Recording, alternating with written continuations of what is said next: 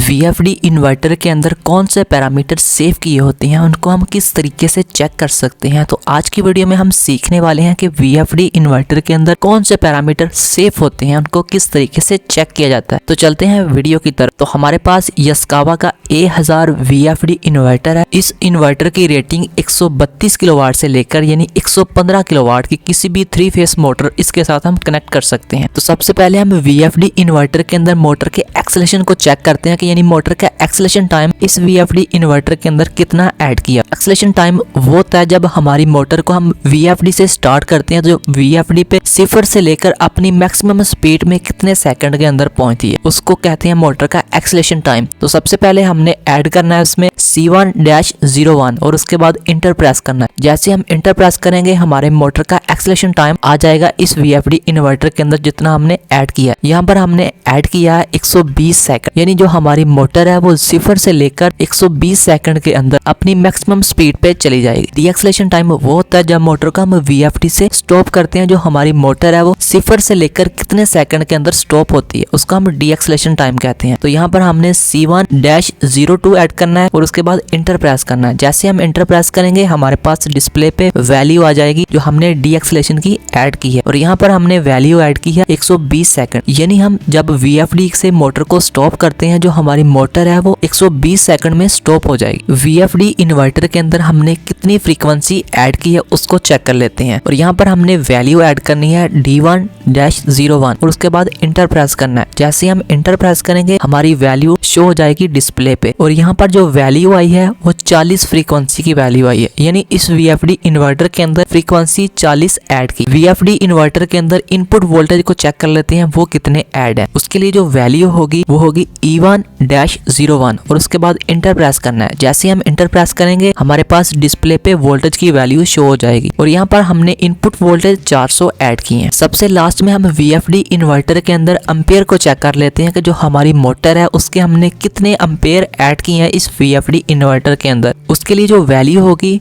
वो होगी E2-01 और उसके बाद इंटर प्रेस करना है। जैसे हम इंटर प्रेस करेंगे हमारे पास डिस्प्ले पे एम्पेयर की वैल्यू शो हो जाएगी जो इस VFD इन्वर्टर के अंदर हमने ऐड की है, और यहाँ पर वैल्यू आई है 190 एम्पेयर। यानी जो हमारी मोटर है उसके हमने एम्पेयर ऐड किए हैं इस VFD इन्वर्टर के अंदर 190 एम्पेयर। जैसे ही हमारी मोटर 190 एम्पेयर से ज्यादा करंट लेती है, जो हमारा VFD इन्वर्टर है मोटर को फौरन ट्रिप करवा देगा और मोटर हमारी सेफ रहेगी। दोस्तों ये वीडियो आपको अच्छी लगी है तो वीडियो को लाइक कीजिए और शेयर कीजिए अपने दोस्तों के साथ। अगर अभी तक चैनल को सब्सक्राइब नहीं किया तो चैनल को लाजमी सब्सक्राइब कीजिए और साथ में बेल नोटिफिकेशन को लाजमी प्रेस कीजिए। अगर दोस्तों आप VFD इन्वर्टर के पावर और कंट्रोल के मुकम्मल कनेक्शन सीखना चाहते हैं और इसी के साथ आप VFD इन्वर्टर को आपस में इंटरलॉक करने के भी कनेक्शन सीखना चाहते हैं, तो उस वीडियो का लिंक आपको एंड स्क्रीन में मिल जाएगा।